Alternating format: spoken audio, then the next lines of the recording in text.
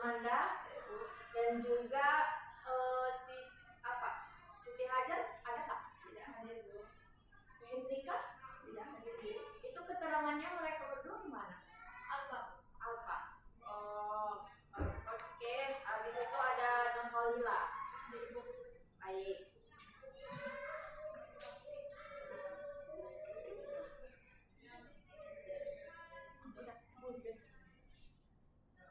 Oh iya, Ibu lupa. Sebelum itu kita berdoa terlebih dahulu ya. Oke, doa akan dipimpin oleh Dila. Ibu persilakan untuk memimpin doa tersebut. Baik, sebelum kita memulai pelajaran pada hari ini, lebih baiknya kita berdoa menurut agama dan keyakinan kita masing-masing. Berdoa dimulai. Berdoa selesai. Oke. Sebelum itu tadi kalian kan sudah masuk pada materi Ibu Nurida dan juga materi Ibu Aisyah kan. Nah, di sini sebelum Ibu memulai materi Ibu mau kalian untuk berdiri, kita akan menyanyikan lagu Garuda Pancasila. Oke.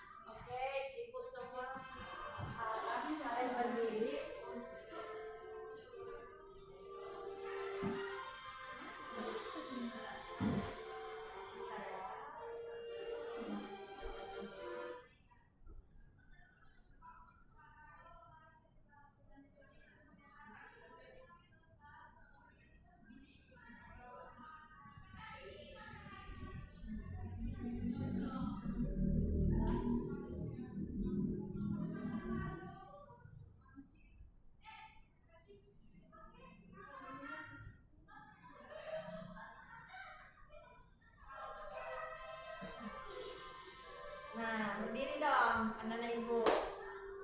Dan lebih semangat kita.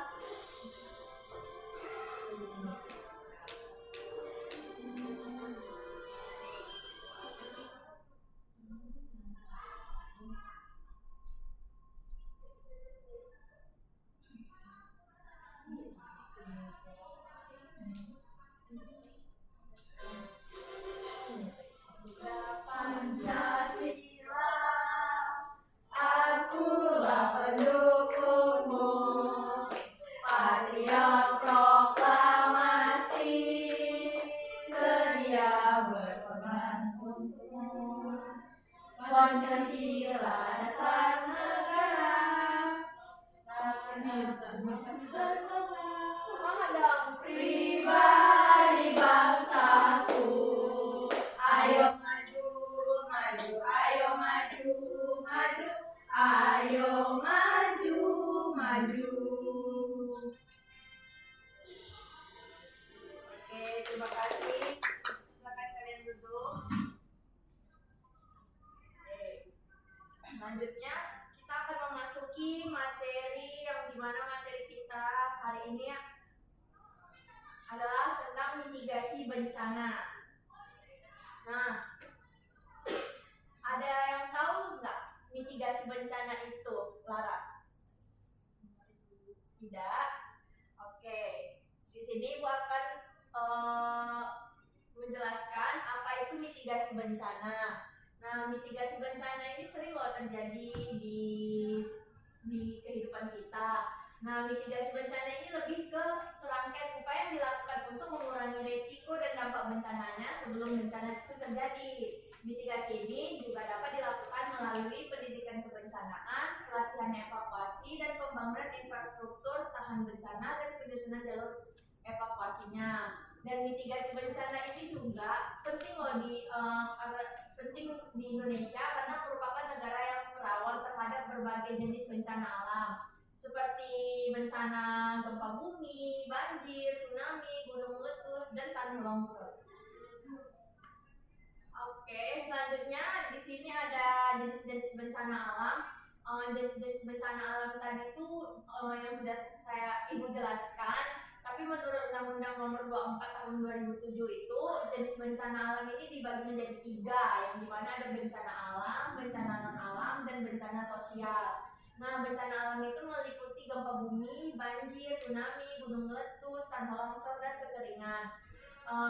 Sedangkan bencana non alam disebabkan oleh peristiwa seperti wabah penyakit, kegagalan teknologi, dan pencemaran lingkungan.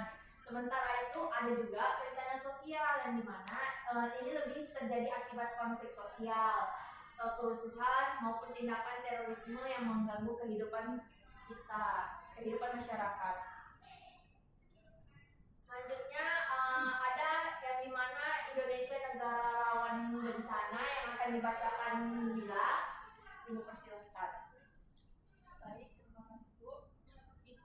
Yaitu Indonesia negara rawan bencana, di mana Indonesia termasuk negara yang rawan bencana karena terletak pada pertemuan 3 lempeng tektonik besar dunia, yaitu lempeng Eurasia, Indo-Australia, dan Pasifik. Nah, pertemuan lempeng tersebut menyebabkan Indonesia sering mengalami gempa bumi dan aktivitas gunung api. Selain itu, Indonesia memiliki curah hujan yang tinggi, banyak sungai, dan wilayah pantai yang luas hingga meningkatkan risiko banjir, tanah longsor, dan tsunami. Kondisi geografi ini membuat masyarakat Indonesia perlu memiliki kesiapsiagaan terhadap bencana. Oke, baik. Terima kasih kepada Nurhalila. Nah, itu tadilah pada materi yang dimana Indonesia dengan rawan bencana. Oke, selanjutnya ada penyebab terjadinya bencana. Penyebab terjadinya bencana itu ada 2, yang dimana yang pertama itu ada dari faktor alam, ada pergerakan lempeng bumi. Contohnya itu pergerakan lempeng bumi, aktivitas gunung berapi, dan curah hujan tinggi. Kalau faktor ke manusianya lebih penebangan hutan sembarangan, membuang sampah di sungai, dan pembangunan tanpa perencanaan. Selanjutnya ada tentang mitigasi gempa bumi ya, yang dimana mitigasi gempa bumi ini akibat getaran atau guncangan yang terjadi di permukaan bumi akibat pergeseran lempeng bumi, aktivitas gunung api, dan runtuhan batuan. Gempa bumi biasanya terjadi secara tiba dan sulit diprediksi. Nah, cara mengatasi gempa bumi ini dapat dilakukan dibagi menjadi 5 ya, yang dimana yang pertama itu ada bangunan dibuat tahan gempa, yang kedua tidak menaruh benda berat di tempat tinggal, yang ketiga mengetahui jalur evakuasi, yang keempat ada latihan drop, cover, atau hold on, yang kelima ada menyiapkan tas siaga bencana. Nah, kalau misalkan kita terjadi mitigasi bencana gempa bumi inilah yang harus kita atasi supaya kita tidak terkena bencana gempa bumi tersebut. Ada juga tentang mitigasi tsunami yang akan dibacakan oleh Aisyah Dwi. Kepada Aisyah, Ibu persilahkan. Oke, selanjutnya ada mitigasi tsunami. Tsunami adalah gelombang laut besar yang terjadi akibat gempa bumi di dasar laut, letusan gunung api di bawah laut, longsoran bawah laut. Gelombang tsunami bergerak sangat cepat dan memiliki daya rusak yang besar ketika mencapai daratan. Salah satu tanda terjadinya tsunami adalah ketika air laut yang surut secara tiba-tiba. Mitigasi tsunami dapat dilakukan dengan memahami jalur evakuasi, membangun sistem peringatan dini, serta menanam mangrove di kawasan pantai untuk mengurangi dampak gelombang. Itulah materi tentang mitigasi tsunami tadi. Selanjutnya ada tentang mitigasi gunung meletus. Nah, mitigasi gunung meletus ini juga sering terjadi di Medan kan. Gunung meletus di daerah Gunung Sibaya, Gunung Sinabung. Itu akibatnya karena gunung api, aktivitas vulkanik tadi itu keluar lava atau abu vulkanik, awan panas, dan gas beracunnya. Makanya Indonesia memiliki banyak gunung api aktif sehingga potensi bencana letusan cukup tinggi. Pada saat status gunung api ini dibagi menjadi 4 tingkat. Yang pertama itu ada normal, waspada, siaga, masyarakat yang tinggal di sekitar gunung api harus mengikuti informasi resmi dari pemerintah dan segera melakukan evakuasi jika gunung api itu meletus sangat meningkat berbahaya. Selanjutnya ada tentang mitigasi banjir. Nah, mitigasi banjir ini sering terjadi kan di sekitar rumah kalian. Pada bulan lalu kita terkena banjir tuh, contohnya di rumah saya, di rumah ibu pernah terkena banjir akibat hujan tadi tuh. Jadi bencana mitigasi banjir ini merupakan luapannya air yang mengenangi daratan akibat meningkatnya volume air. Banjir juga disebabkan oleh hujan deras, saluran air yang tersumbat, kerusakan hutan, dan kebiasaan membuang sampah sembarangan ke selokan. Jenis banjir di Indonesia ini ada berbagai macam banjir. Yang pertama itu ada banjir bandang, banjir kiriman, banjir rob, dan banjir akibat hujan ekstrim. Pencegahan banjir ini dapat dilakukan dengan menjaga kebersihan sungai, supaya memperbaiki drainase, melakukan penghijauan, dan tidak menebang hutan secara liar. Selanjutnya ada tentang mitigasi kekeringan yang akan dibacakan oleh Amanda. Ibu persilahkan. Mitigasi kekeringan. Kekeringan merupakan kondisi ketika ketersediaan air jauh di bawah kebutuhan masyarakat, pertanian, dan lingkungan. Kekeringan biasanya terjadi akibat curah hujan rendah, kerusakan daerah, resapan air, dan penggunaan air yang berlebihan. Dampak kekeringan dapat berupa gagal panen, krisis air bersih, kebakaran hutan, dan menurunnya kualitas lingkungan. Oleh karena itu, masyarakat perlu menghemat penggunaan air dan menjaga kelestarian hutan agar sumber air tetap tersedia. Baik, itulah materi tentang mitigasi kekeringan yang dibacakan oleh Amanda tadi. Selanjutnya ada tentang mitigasi kebakaran hutan, yang dimana mitigasi kebakaran hutan ini juga sering terjadi akibatnya faktor dan maupun kelalaian manusia, seperti pembakaran lahan dan puntung rokok yang dibuang sembarangan. Itulah makanya menyebabkan kerusakan lingkungan dan polusi udara yang berbahaya bagi kesehatan tubuh kita. Yang dimana upaya pencegahan kebakaran hutan ini dapat dilakukan dengan tidak membuka lahan menggunakan api, meningkatkan pengawasan hutan, dan memberikan edukasi kepada masyarakat tentang bahayanya kebakaran. Kerjasama masyarakat dan pemerintah sangat diperlukan dalam mengurangi risiko kebakaran hutan tersebut. Oke, selanjutnya ada yang mana cara penyelamatan diri saat kita ada bencana itu, kita harus tetap tenang dan tidak panik. Ikuti arahan guru atau orang dewasa. Gunakan jalur evakuasi dan lindungi kepala serta berkumpul di titik aman. Itulah cara penyelamatan diri kita saat terjadinya bencana tersebut. Oke, sebelum masuk kesimpulan nih, Ibu ada pertanyaan pemantik yang ada di modul.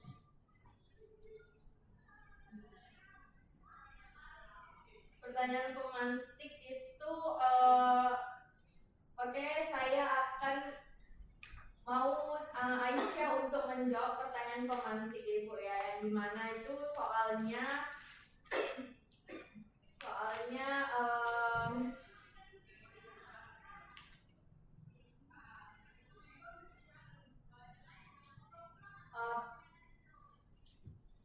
pertanyaannya itu pernahkah kamu mengalami bencana? Apa dampaknya bagi kehidupan Aisyah? Ibu persilakan kepada Aisyah untuk menjawab pertanyaan Ibu.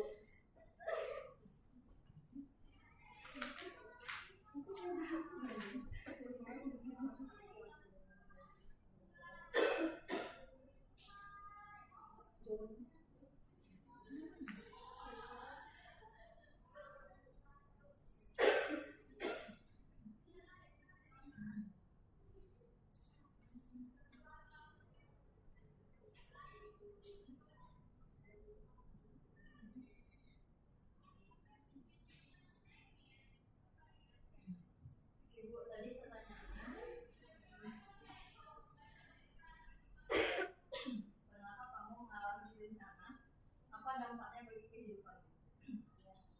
Pernah pastinya kan Bu. Terus dampaknya itu ya membuat jadi aktivitas kita terganggu, kayak rumah juga, perabotan rumah jadi rusak gitu kan. Terus juga apa ya Bu, dampaknya itu yang merugikan lah Bu bagi kita gitu kan, apalagi yang kayak kemarin banjir yang 2025 semalam. Terus Nah itu menurut saya Bu. itulah yang sering terjadi dampak mengalami bencana di kehidupan kamu ya. Oke. Terus ada juga nih pertanyaan yang kedua itu tentang bagaimana kalian aktivitas manusia dapat memperarah risiko bencana itu tersebut. Ibu kepada Hana, Ibu persilahkan.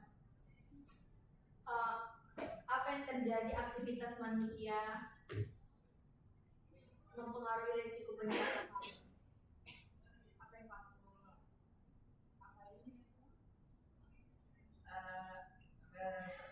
kayak gimana nih manusia memperparah resiko bencana tadi ya? Iya.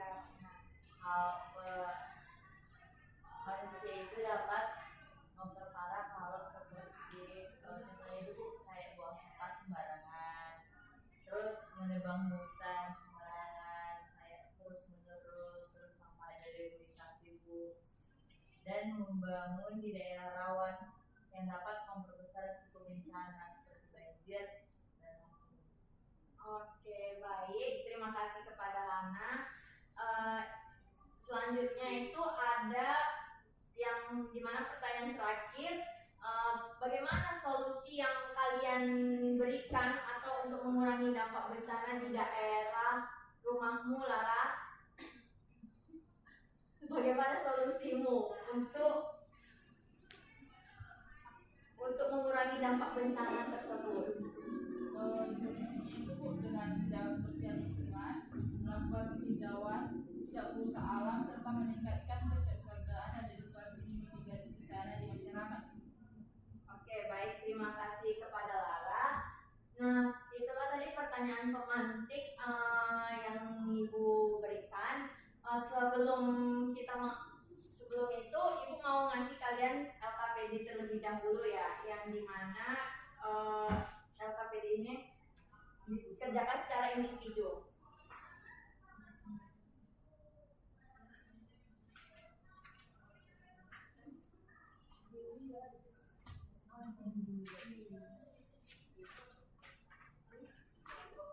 Jangan lupa namanya ya.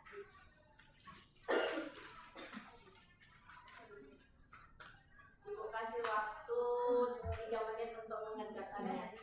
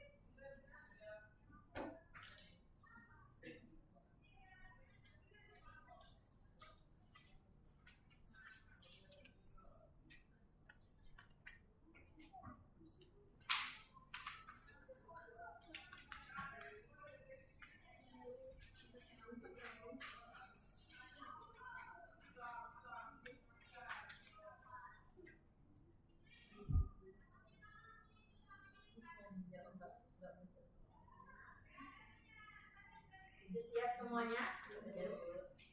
Jangan lupa nama kalian ya.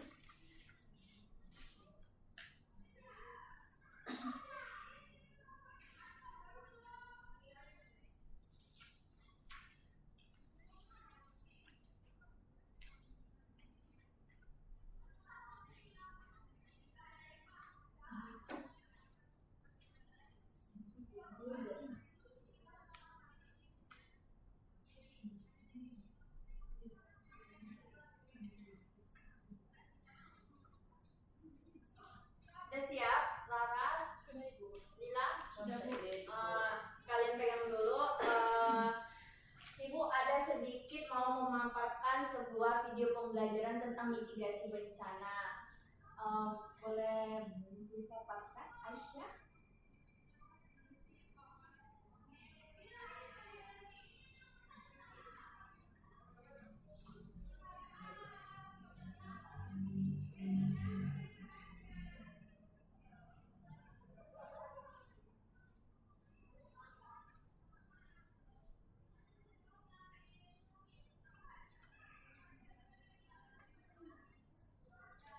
Assalamualaikum warahmatullahi Kalian perhatikan wabarakatuh. ya, Jumpa ini lagi dengan saya di channel WKWK Bumi, channel yang membahas tentang bumi dan segala aktivitas yang ada di dalamnya.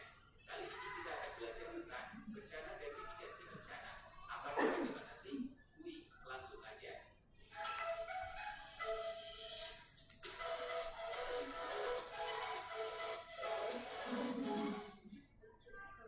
Wilayah Indonesia dikenal sebagai daerah rawan bencana. Oleh karena itu, pengetahuan mengenai bencana atau upaya pengurangan risiko bencana atau mitigasi mutlak diperlukan.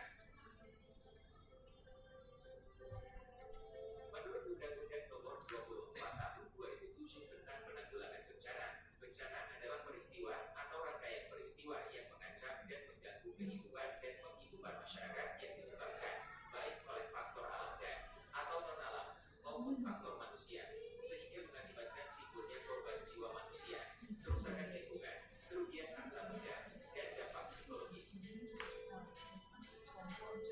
Bencana dapat terjadi secara tiba-tiba tanpa ada tanda-tanda akan terjadinya bencana disebut dengan cataclysmic disaster. Pada bencana jenis ini, dampak dapat terlihat dalam waktu yang singkat, misalnya hitungan jam. Kerusakan akibat bencana ini biasa terjadi pada area yang relatif kecil. Contoh bencana ini adalah gempa bumi, tsunami, tanah longsor, dan angin tornado. Sebaliknya, bencana juga dapat terjadi secara perlahan dan dalam jangka waktu yang lama, yang dikenal dengan istilah continuing disaster. Bencana ini terjadi dalam waktu bulanan atau tahunan seperti kekeringan, kelangkaan pangan, dan erosi. Area yang terkena bencana ini biasanya relatif luas. Dari definisi yang sudah disebutkan tadi, bahwa bencana dapat disebabkan oleh faktor alam, non-alam, dan manusia. Bencana alam adalah bencana yang diakibatkan oleh peristiwa atau serangkaian peristiwa yang disebabkan oleh alam, antara lain berupa gempa bumi, tsunami, gunung meletus, banjir, kekeringan, angin topan, dan tanah longsor.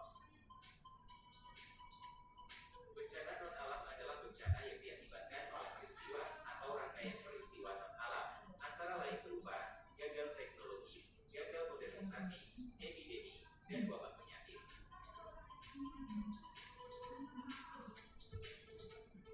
Bencana sosial adalah bencana yang diakibatkan oleh peristiwa atau serangkaian peristiwa yang diakibatkan oleh manusia yang meliputi konflik sosial antar kelompok atau antar komunitas masyarakat dan teror. Dampak bencana dapat menimbulkan penderitaan luar biasa bagi yang mengalaminya. Bahkan bencana alam tertentu menimbulkan banyak korban cedera maupun meninggal dunia.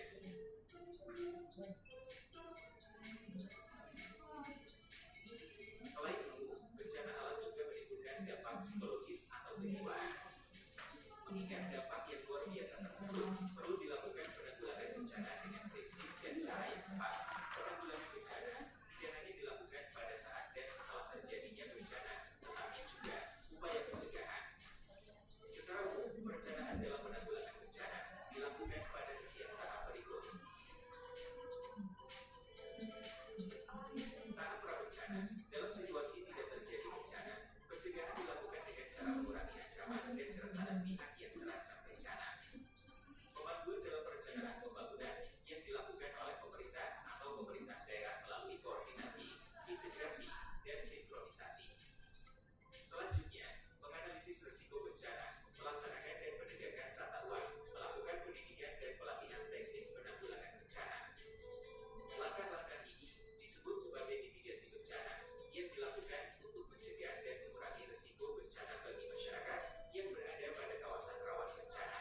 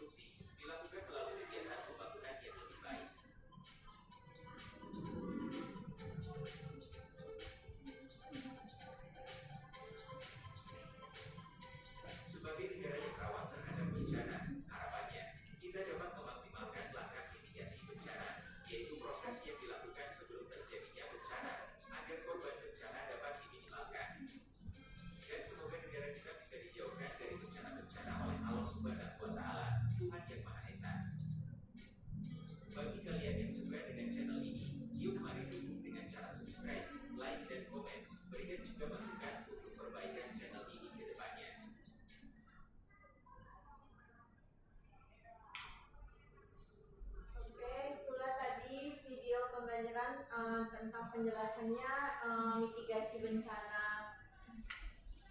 Dan untuk itu tadi kan udah kalian kerjakan nih LKPD satunya, udah pada siap kan? Kita periksa sama-sama ya, di barter sama temannya.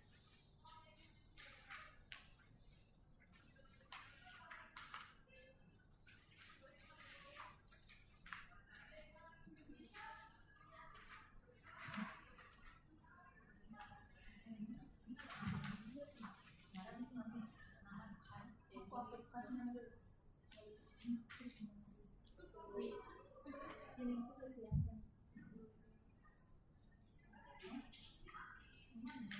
Iya, ini.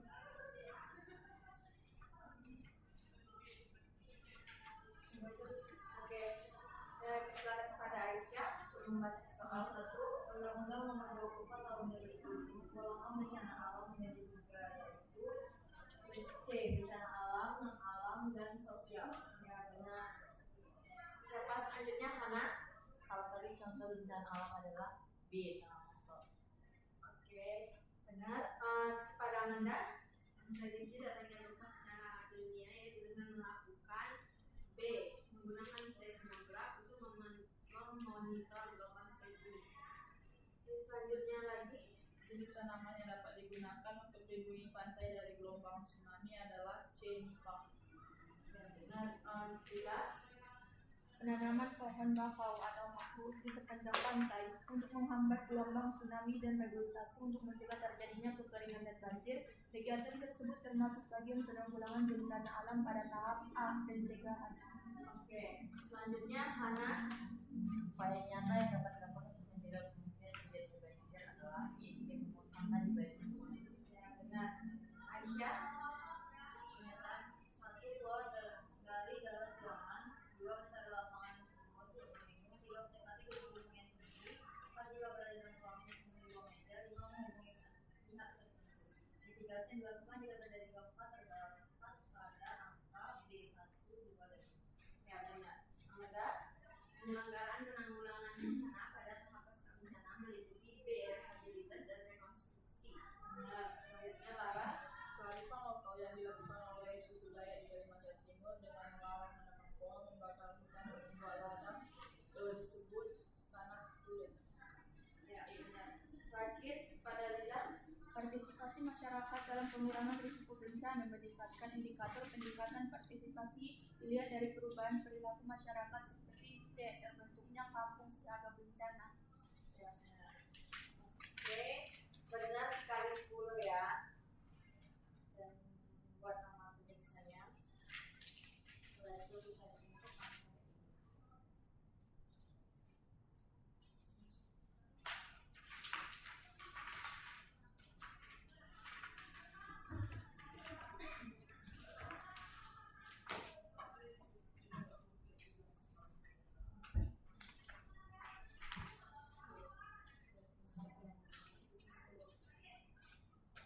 Oke, tadi kan kalian sudah mengerjakan LKPD yang individu ya. Selanjutnya itu ada lampiran yang dimana tugas kelompok. Ini ganjil ya. Iya betul. Oke, nggak apa-apa. Ini kalian kerjakan. Ini kelompok 2 dan ini kelompok 1. Ya. Kalian menjawab nomor 1, 2, kalian 3, 4, 5 ya. Dikerjakan 5 menit dari sekarang.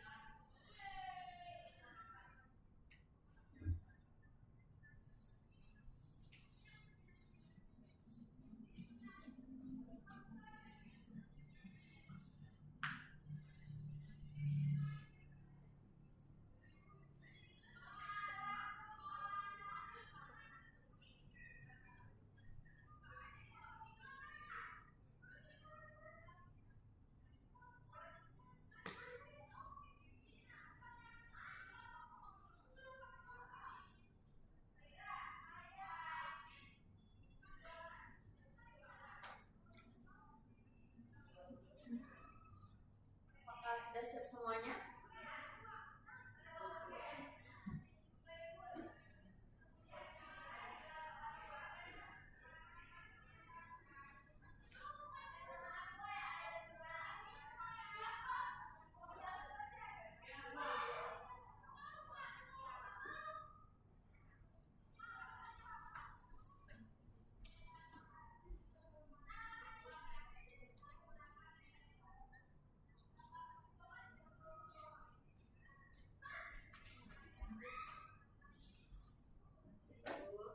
Sudah siap?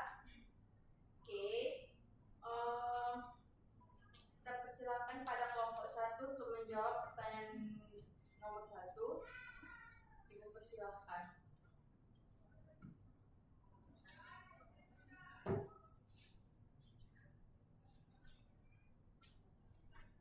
Yang pertama, apa yang menyebabkan Indonesia rawan bencana? Indonesia rawan terhadap bencana karena terletak di pertemuan 3 lempeng tektonik, yaitu lempeng Eurasia, Indo-Australia, dan Pasifik. Kondisi ini menyebabkan Indonesia sering mengalami gempa bumi, tsunami, dan letusan gunung api. Selain itu, Indonesia memiliki iklim tropis dan berhujan tinggi yang dapat memicu banjir dan tanah longsor. Faktor lainnya seperti kerusakan lingkungan dan keberadaan penduduk juga meningkatkan risiko bencana. Oke, terima kasih kepada Hana. Selanjutnya Aisyah untuk menjawab pertanyaan dari nomor 2. Pertanyaannya, jelaskan dimaksud dengan indeks rawan bencana Indonesia. Jadi indeks rawan bencana Indonesia itu merupakan ukuran yang digunakan untuk mengetahui tingkat kerawanan suatu daerah terhadap bencana. Jadi indeks ini itu dibuat berdasarkan dari faktor seperti ancaman bencana, kondisi lingkungan, jumlah penduduk, dan kemampuan daerah dalam menghadapi bencana. Dengan adanya indeks ini, pemerintah dan masyarakat dapat mengetahui daerah yang berisiko tinggi sehingga dapat melakukan upaya mitigasi dan penanggulangan bencana dengan lebih baik. Sekian jawaban dari kelompok kami. Oke, terima kasih kepada kelompok 1. Selanjutnya untuk kelompok 2 ada yang mau menjawab pertanyaan dari nomor 3. Oke, Amanda. Baik, terima kasih kepada Ibu. Pertanyaannya, apa yang dimaksud dengan penanggulangan bencana alam melalui edukasi dan berikan contoh konkretnya. Nah, penanggulangan bencana alam melalui edukasi adalah upaya memberikan pengetahuan dan pelatihan kepada masyarakat agar siap menghadapi bencana serta dapat mengurangi resikonya. Adapun contoh konkretnya yaitu ada simulasi evakuasi gempa dan tsunami di sekolah. Yang kedua itu ada penyuluhan tentang cara menghadapi banjir dan longsor. Yang keempat itu ada pelatihan. Yang ketiga itu ada pelatihan pertolongan pertama saat terjadi bencana. Terima kasih. Baik, terima kasih kepada Amanda. Kepada Lara mau menjawab pertanyaan dari nomor 4. Ibu persilahkan.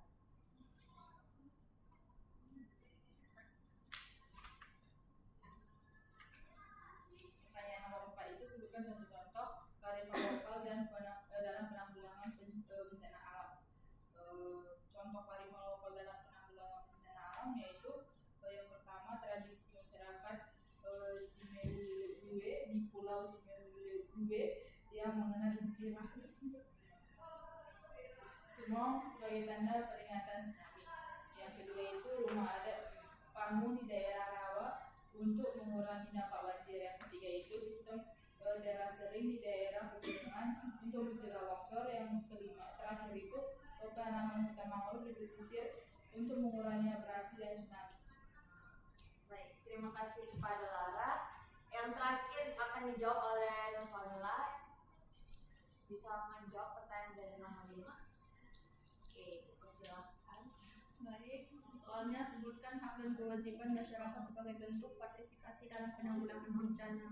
Nah, yang pertama itu hak masyarakat dalam penanggulangan bencana yaitu mendapatkan informasi tentang risiko bencana, mendapatkan perlindungan dan bantuan saat bencana, mendapatkan pendidikan pelatihan kebencanaan. Nah, kalau untuk kewajiban masyarakatnya itu yang pertama menjaga lingkungan agar tidak memperparah bencana. Nah, mematuhi aturan dan arahan saat evakuasi, ikut berpartisipasi dalam kegiatan mitigasi dan kesiapsiagaan bencana. Baik, terima kasih pada kelompok 2 dan terima kasih juga kepada kelompok 1. Itulah jawaban dan pertanyaan dari LKPD yang Ibu berikan kepada kalian. Oke, Ibu akan memberikan kesimpulan pada pembelajaran kita hari ini, yang dimana mitigasi bencana ini merupakan Indonesia negara yang memiliki tingkat kerawanan bencana yang tinggi sehingga diperlukan kesiapsiagaan dan mitigasi yang baik. Tentang pemahaman jenis bencana, penyebab dan dampak, cara penanggulangannya itu sangat penting untuk mengurangi risiko kerugian dan korban jiwa. Dan yang dimana kita juga perlu melalui kerjasama antara pemerintah, sekolah, dan masyarakat, yang dimana biar supaya kita diharapkan terciptanya masyarakat yang sadar bencana, siap menghadapi bencana, dan maupun menjaga lingkungan demi keselamatan bersama. Sekian pada materi Ibu hari ini tentang mitigasi bencana. Sebelum mengakhiri itu, alangkah baiknya kita menutup pembelajaran kita hari ini doa yang akan dipimpin oleh Aisyah. Kepada Aisyah, Ibu persilakan untuk memimpin doa. Baik, sebelum kita akhiri pembelajaran hari ini, kita lakukan doa terlebih dahulu, doa untuk saya masing-masing, doa selesai. Sekian dan terima kasih. Saya ucapkan wassalamualaikum warahmatullahi wabarakatuh. Oke, silakan yang melakukan penilaian. Baik, saya di sini akan menilai modul Najwa. Yang pertama itu pada IPK di 1. Untuk lokasinya kan untuk SMA itu 40 menit, sedangkan dirimu itu di kegiatan awal 15 menit, inti 60, penutup 15, jadi totalnya itu ada 90 menit. Jadi itu sudah melewati kesepakatan alokasi SMA. Nah, selanjutnya itu dirimu tidak menyampaikan tujuan dan manfaat pembelajaran, sedangkan di modul tertulis. Habis itu profil Pancasilanya sudah ada. Glossariumnya itu harusnya 15. Nah, untuk IPKG 2-nya itu untuk manfaat pembelajarannya tidak ada. Pertanyaan pematiknya masih bersifat umum, belum bersifat hot. Habis itu tadi kan video seharusnya sebelum tugaskan dirimu nampaknya pas kita udah jawab lampiran ini dulu. Terima kasih, saya kembalikan ke penilai tersebut. Terima kasih banyak. Baik, kalau menurut saya untuk IPK G1 itu yang dibilang Mandi itu sudah betul. Nah, yang mau saya tambahkan itu kalau untuk sarananya juga sudah sesuai dengan modul.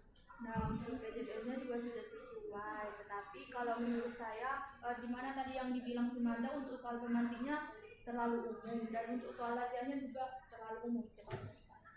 Nah, untuk IPKG 2-nya itu di mana tadi kan seharusnya sebelum mengabsenkan doa dulu, di mana tadi mencantumkan di modul berdoa dulu baru mengabsen ya kan. Nah, dan untuk ice breaking-nya juga kalau menurut saya kurang menarik. Nah, sarannya diganti supaya terlihat lebih menarik. Oke, udah.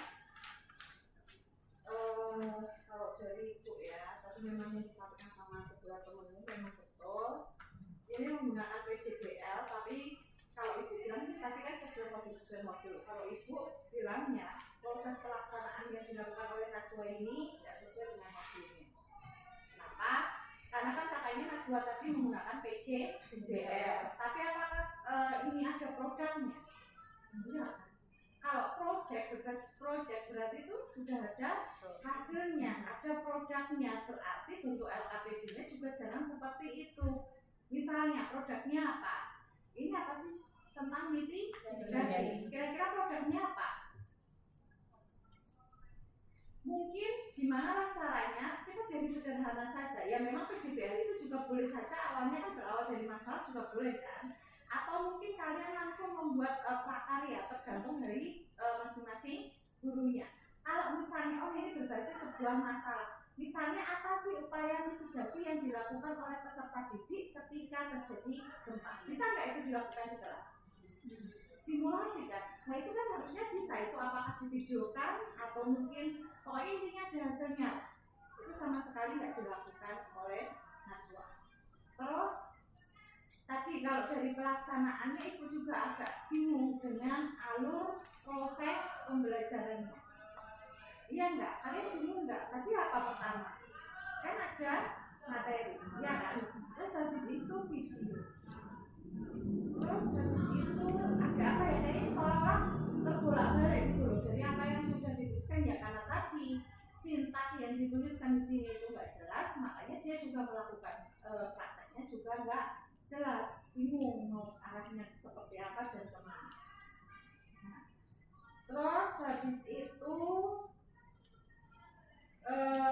untuk tujuan pembelajarannya nggak ABCD sama sekali ya. Terus tadi memang alokasi waktunya juga tidak sesuai dengan apa yang kita minta, dan itu ketika inti pembelajarannya itu sudah nggak sesuai, akhirnya ke belakang pun jadinya juga nggak sesuai. Mungkin itu aja sih kalau dariku ya, kan selebihnya nanti yang detail akan dinilai oleh temanmu. Silakan kalian merefleksi apa yang sudah baik dan apa yang belum baik dalam proses praktek kalian. Oke, kan detailnya kan itu nanti akan ada di penilaian teman kalian. Sampai di sini ada yang mau ditanyakan? Terima kasih. Atau cukup? Untuk proyeknya itu kan video kreatif itu video kita buat dari hasil laporan atau video yang kita edit yang guru mengajarnya? Animasi gitu. Video itu video pembelajaran kan. Berarti kalau video pembelajaran itu kalian membuat video yang bisa kita gunakan untuk pembelajaran. Berarti Atau media. Bukan dari kalian sendiri gitu. Per kelompok. Jadi kalian membuat video pembelajaran yang kalian buat sendiri, jangan hanya mengambil dari punya orang lain ya. Buat sendiri. Tapi nggak ada yang videonya itu nggak yang harus misalnya Bu terserah kan dengan nggak yang harus misalnya wajahnya harus nampak gitu, nggak, pokoknya terserah ya. Kalau kalian sekarang kan sudah menggunakan metodenya kebanyakan. Misalnya kalian membuat media pembelajaran itu kan nggak harus misalnya PPT hanya bergerak aja. Misalnya kalian mau menggunakan AI, AR atau apapun itu boleh. Kan aplikasi banyak. Silakan. Yang intinya itu bukan video kalian mengajar, tetapi video pembelajaran. Berarti minggu depan kalian harus siap dengan mini riset kalian ya, kita presentasikan. Kalau bisa juga projectnya, bisa nggak? MRFF 2 kelompok nanti selesai, kita cepat selesai. Itu yang belum presentasi cuma MR aja kan? ya project. Oke. Ya projectnya kalian persiapkan ya dari sekarang ya. Oke, ada yang mau ditanyakan lagi atau cukup? Cukup. Kalau cukup, Ibu cukupkan sekian saja ya untuk pertemuan kita di siang hari ini. Selamat siang semuanya. Assalamualaikum warahmatullahi wabarakatuh. Waalaikumsalam warahmatullahi wabarakatuh. Terima kasih.